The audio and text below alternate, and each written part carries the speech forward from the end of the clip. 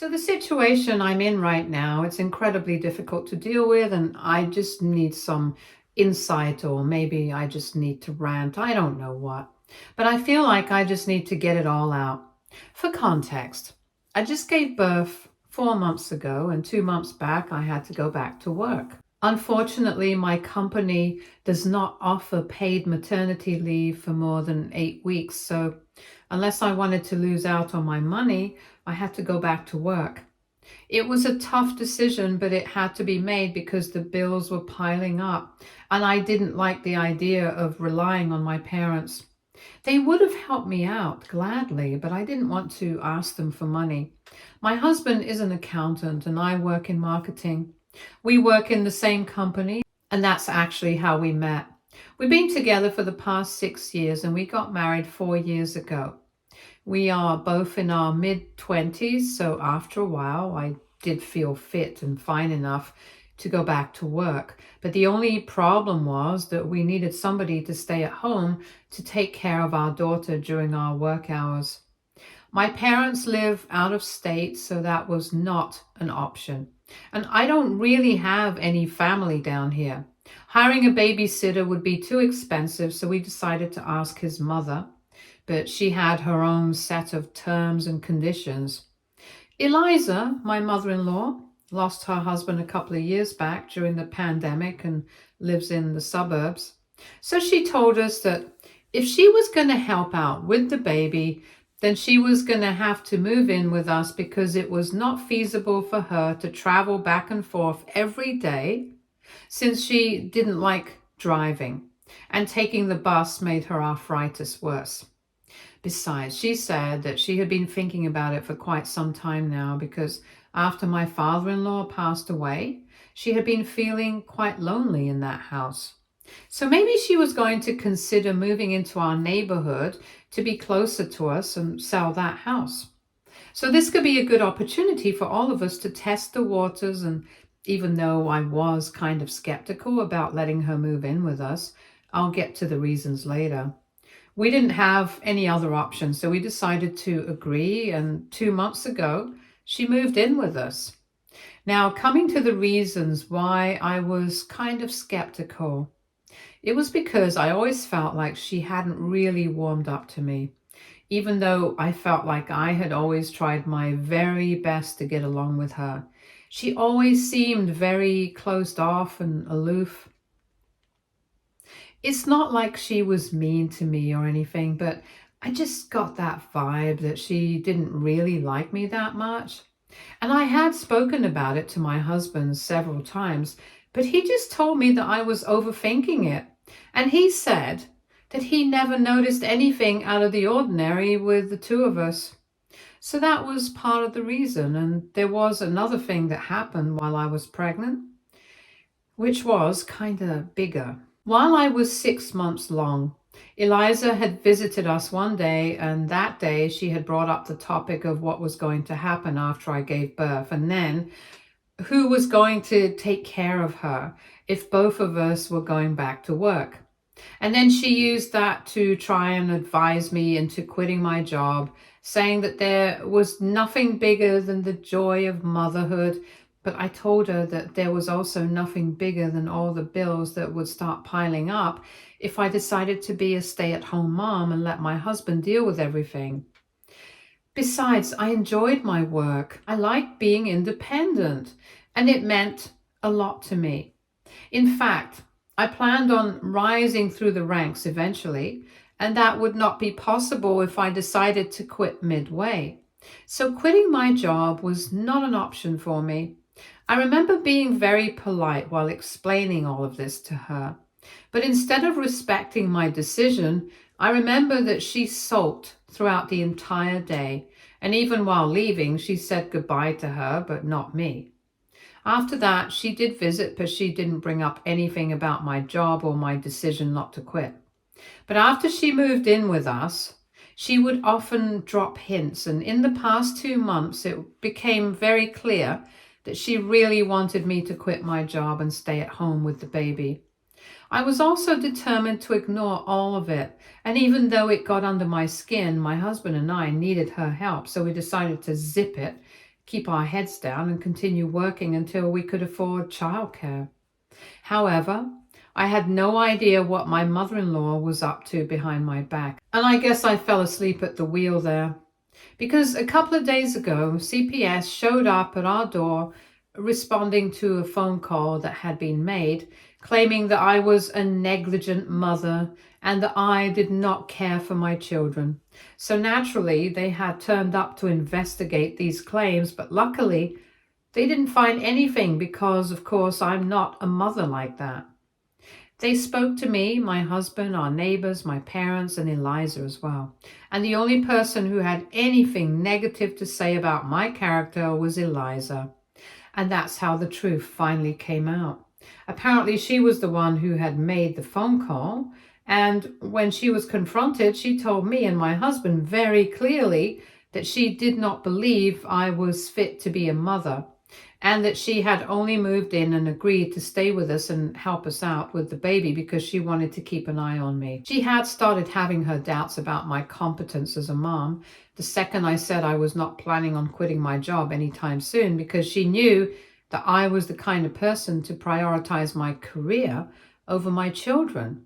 And from whatever she had observed in the past few weeks, it was clear that she most certainly had the right idea about me, and that's why she had to make the tough decision of calling CPS on me. And while she was telling us about all this, she did not seem to feel any sort of guilt or remorse. She was talking about it very casually, as if this was the most normal thing to have done. I was very upset. We got into a huge screaming fight, because now this was going to be investigated, at least for the next couple of weeks. Even if this blows over quickly and I walk out of it unscathed, which I'm pretty sure I will, there is still the fact that she made that phone call just because I did not want to quit my job. There are certain limits to everything, and I had hit mine with her. Obviously, the next step was to kick her out of her house because we did not feel comfortable having her around anymore. And for the past couple of days, I've been staying at home, and my parents have also flown in to help me out with the baby. My husband took 2 days off, but he went back to work yesterday because otherwise I would have to take money from my parents. And after he went back to work, he figured something out. And when he came back home yesterday, we knew how to beat Eliza at her own game. So long story short, we had installed surveillance cameras and mics in our daughter's nursery as an added layer of security, just in case the baby monitor ever stopped functioning for whatever reason. As parents, we're all paranoid, I think, but unfortunately we kind of forgot about it after Eliza moved in, because the baby monitor hadn't been giving us any sort of trouble. Anyway, yesterday, after we went back to work, we randomly remembered it, and he decided to review the footage because that was on even when we were not at home.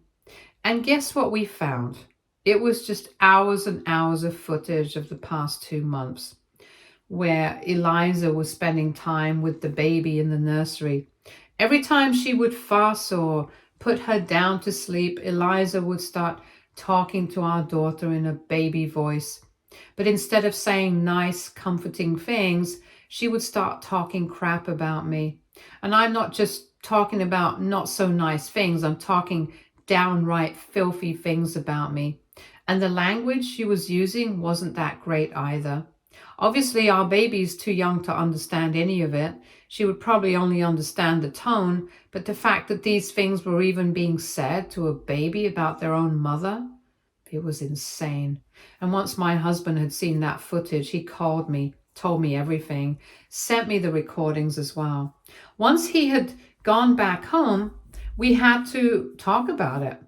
And we immediately decided that we were going to send this to our case representative and let them decide what they wanted to do with it. Because clearly, this was a case of pure malice and nothing else. The only reason Eliza called up CPS was because she wanted to get back at me for something or other. I don't know what. And they had to know that. And they had to shut down the investigation against us and do something about her instead. We spoke about it with my parents as well, and they were on my side as well. So far, so good. But then we have been hitting up against a snag, and that is the problem. The thing is, we live in a state where it's imperative for both parties to be aware of the fact that they are being recorded for any sort of evidence to be admissible in court.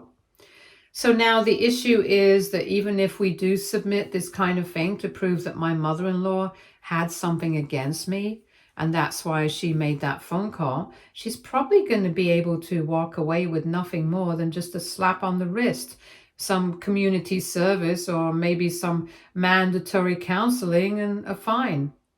And the thing is, both my husband and I think that she deserves a little more than just that, which is the concerning bit, which is why I feel like I needed to talk about this and get it off my chest. Because we feel like we are taking things too far by expecting her and actually wanting her to get into a lot of trouble over this. I know it might sound a little too much like we're sissies, but honestly, I don't know what to say. I feel like we're being horrible people, and my husband feels the same way. We are in a very difficult position right now, and I just have to ask, do you guys think we're the bad guys for wanting her to get into a lot of legal hot water because of what she did? Is it normal for us to feel this way? Or does this make us awful people somehow? Please do let us know, because I'm honestly losing my mind over this. AITA for wanting my mother-in-law to get into a lot of trouble for calling CPS on me? Update 1. Okay, so it's been a week, and first of all, I would just like to thank everybody. Thank you to everyone who commented on my post, who took out the time to reach out to me in my DMs. Thank you so much. It truly means a lot to me, especially at this time when my husband and I have been nothing but full of self-doubt and have been going through a pretty difficult time. So thank you so much. It really made a difference to us. And along with that, we also spoke to my parents about what we were planning to do. And I asked them if we were the bad people for wanting to do something like this and get her into a lot of trouble. They told us that whatever we were planning on doing, it was completely the right thing to do. And in fact, it was even more important to put out the truth. My parents reminded me that it was not in my control what was going to happen after I forwarded that footage to our case representative. But what we were planning on doing, at least that was in our control. So maybe we could just do what we can right now and hope for the best. She also reassured me and my husband that wanting Eliza to get into trouble for what she did was not going to make us the bad guys, especially after what she had done. In fact, we were not even trying to get her into trouble or anything. That would be the wrong way to put it. We were just trying to do the right thing for ourselves. That was what we were doing here. And I have to say, putting a spin on it like that, that really helped us think about it. And we don't feel guilty about it anymore. I mean, of course we feel weird about it, but we don't feel that guilty. Because let's be real, she wasn't racked with guilt or remorse when she did what she had planned. So I don't think it makes any sense for us to feel that way either. If that makes us cold-blooded or selfish, then so be it. Anyway, we have sent that footage forward. We just did it a couple of hours ago. And though we haven't received a response yet, we are positive that we're going to get something out of this. And even if we don't, at least we'll have the satisfaction of knowing that we decided to stand up for ourselves, and that's all that matters to me right now. It's been a stressful few days, so I'm really looking forward to the weekend right now. My parents are here, so I won't have to stress out too much about my baby either. And this is probably going to be a well-deserved break for me and my husband. Update 2. Hey everyone, a few days have passed now, and the case representative obviously told us what we already knew, that the evidence was not going to be admissible in court because Eliza was not aware of the fact that she was being recorded. So naturally, she did not give her consent, which is why we couldn't go ahead and use that kind of footage. At least not in our state, which is kind of sad. But anyway, she did tell us that she would definitely take this into account and it would go into our case file. And it looked good for us because this clearly proves that she did not have our best intentions at heart. And she was acting out of malice and not out of concern for our daughter. She didn't exactly say it out loud, but she definitely dropped some hints that within a couple of days we could hope for all of this to be over. We were not sure about what would happen with Eliza. Maybe she would just be let off the hook. I just wish that we had told her about the cameras. And maybe then she would have been forced to face the consequences of her actions. But anyway, it doesn't matter anymore. I'm just hoping that this is all over soon. Anyway, the weekend was pretty good. My husband and I decided to take some days off from both work and from taking care of our baby. We just needed to get away from everything for a while, so we planned a trip to the beach. It was a pretty short trip, and we were back in 2 days. But it was pretty eventful. We talked, not just about whatever was happening, but about everything in general, and about the future and what we were planning on doing. It was pretty clear that my parents couldn't stay on indefinitely. They would have to go back home at some point, and then we would have to either shell out money for childcare, or one of us would have to stay home. To be very honest, I had almost resigned myself to the idea of quitting my job and staying at home because I couldn't see any other way out of this. But I'm incredibly lucky that my husband is so supportive because he told me he was willing to quit his job or maybe take up something where he could work remotely so that he would be able to take care of the baby while he was at home. And I could continue working even though we made the same kind of money. I was a bit shocked because honestly, both of us are pretty progressive in this regard, but I didn't think that he would actually do something so big for our family. It's a huge sacrifice to give up on one's career, and usually the sacrifice is expected from the wife. So for him to even offer something like this, knowing that people around us might judge him, it was a big deal. And it's not like it was the kind of guy who did not like his job. He enjoyed what he did. And even he had his plans, so I told him that maybe I would need some time to think about it, and I would let him know. But he told me not to worry about his feelings or whatever, because he had thought about it already, and if I agreed, then he would gladly quit his job and stay at home with the baby, or take up something where he could work from home. So now we're thinking about all this, and my parents were also greatly appreciative of this move. As for Eliza, we haven't had a peep out of her. Honestly, we don't know what she's up to, but we haven't checked in on her either because we really don't care. After everything that has happened, everything that she has put us through, I really think that it's a good thing that we are not together anymore. I don't have to care for somebody who was ready to tear our family apart. After we kicked her out, I'm assuming that she went back home. And after all of this is over, I think my husband and I might file a restraining order against her, just so that she's not able to move into our neighborhood. And even if she does, she's going to have to think twice before trying to come to us or near our child. I'm going to make sure that she never sees her granddaughter again. That is something that's definitely going to happen. I know she's not going to be happy if she ever finds out that my husband and I are considering letting him quit his job and find something where he can work from home. She's probably going to say that it's going to be quite emasculating for him or some other old-fashioned BS like that. But that's fine, because I don't think that she's going to find out anyway. So far, everything has been pretty private. Only a handful of relatives are aware of the situation, and they are not the ones to blab their mouths off. And I'm hoping that things stay that way because I really don't want any sort of sympathy from anybody. And I don't even want to talk about it.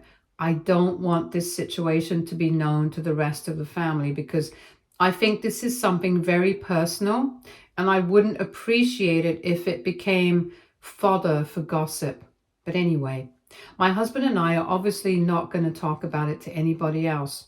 We are afraid that Eliza might try, but she doesn't come off looking too good in any of this, so we are hoping that she doesn't. And even if she does, it's going to be her loss, so whatever. Update 3. Hey, so it's been a couple of days and my husband and I have finally decided that he is going to put in his resignation at the company, and he's already started looking for jobs where he can work from home. It's going well. The job search has been going smoothly, and actually it's even better than what we expected because we really had no idea that there were so many places willing to hire somebody who could work remotely and paid well. So that was a nice and pleasant surprise. And we are happy that we made this decision. I'm going to continue working, and it's going to be weird. And it's going to take some time to adjust to it in the beginning. But I'm just glad that my husband is so supportive. My parents are flying back home in the next few weeks, as soon as my husband is able to find a job. I wish they could stay, but they really can't. Their entire life is based back home. They have their dogs, they have the rest of the family there, and of course, that's their home. So I wouldn't want to tear them away from it. I understand that position, so I haven't forced or asked them to stay back. My parents also thank me for being so understanding and letting them go, but honestly, I actually appreciate them more because they dropped everything to be by my side during such a difficult time. They run a pretty popular cafe back home, but for the past few weeks, they've shuttered it without a second thought about all the money that they'd be losing out on, just because they wanted to be with me. I mean, if that's not enough, then what even is? But yes, I need to let them go back, and that's going to happen pretty soon. They're obviously still worried about us, though, because they think that Eliza might try to get back in touch with us again. Although I hardly think that's going to happen because CPS has completed their investigation, and since they didn't find anything bad about us, we can carry on with our lives. We kept in touch with our case rep, though, and she told us that they are trying everything in their power to see what they can do about Eliza. But in all likelihood, they won't be able to do anything about it apart from just warn her because, like I said, the evidence is pretty much just useless. And we don't want to resort to any sort of unfair means. That's not us. So in all probability, they're going to have to let that go. And honestly, we are over it. We're fine with whatever happens as long as she leaves us alone, and we're still considering the protective order. Update 4. Hey everyone, so my parents flew back home last evening and it was pretty emotional, but it had to be done. My husband also finally put in his resignation and started a new job recently. When he gets to work from home, just like he wanted, and he actually seems quite happy about it, he does all the work around the house as well, even though I had said that I was willing to split it 60-40% because I felt kind of weird. But then he told me that since he was staying at home, he did have a lot of free time because sometimes the baby would just be sleeping. And I know that he says this just to make me feel good so that I don't end up feeling guilty and beating myself up about the situation, which I'm trying hard not to do, because in order to normalize this kind of thing, I have to act like it's normal, and it is. Anyway, that's beside the point. I know that it's not easy for him because I know that I've spent time at home with our daughter and it's very difficult to get everything done without screwing any of it up. And on top of that, he's working as well. So I know that it's not easy for him, but the fact that he's trying his best and he's managing to do everything quite well, and on top of that, he's trying to make it seem like it's all easy for him, that just means a lot to me, very honestly. So yeah, things are going pretty well for us, and I'm very happy with how things have turned out. We still haven't heard anything from Eliza yet, at least not personally, although we have heard from a couple of relatives that she has decided to sell her house and she's moving in a couple of weeks. The sale isn't done yet. She's still looking at buyers, so we still have some time. And we have decided to speak to our lawyer and go ahead with the restraining order, because if she's thinking about moving closer to us, we have to let her know that that's not going to be possible.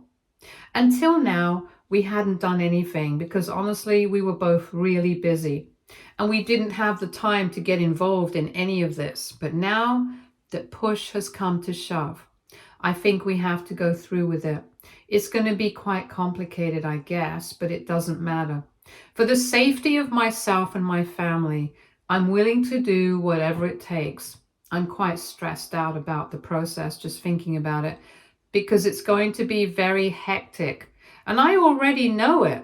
Given our schedules and everything, it's going to be totally worth it in the end, knowing that she cannot get anywhere near us. Even if she does, we will have a legitimate reason to file a complaint against her, and she'll have to think twice before doing anything stupid. So I'm looking forward to dealing with the situation and getting it over with. Update 5. Hi, so it's been a couple of weeks and I'm sorry that I wasn't able to post any updates in between, but I got quite busy with everything that was going on. So like I said, my husband and I had thought about filing for a restraining order against my mother-in-law since Eliza was selling her house, and we knew that she had some plans initially to move into our neighborhood. So we spoke to our lawyer. We went through the whole thing. Long story short, we were able to get a restraining order against her. It just came through a couple of days back. And it's valid for 2 years, so at least for the next 2 years, she has no chance of coming anywhere near us. I mean, even if she chooses to do so, she's just going to be digging her own grave. The process was quite emotionally draining and complicated, but at the end of the day, we went through it as a family, and I'm very happy that we went through with it because that was the need of the hour, and now we're not worried about anything. I think it's safe to say that the worst of it is behind us and we can look forward to a better future now. I'm happy my husband's happy, and from the looks of it, our daughter is pretty happy as well. She's playing with her father in the living room right now, cooing and giggling, and I think that's all I really need in my life. So yeah, I guess I've come a long way from however I was feeling in the beginning. I'm very proud of myself and my family for all the support. Stay tuned for more stories from our girl relationships.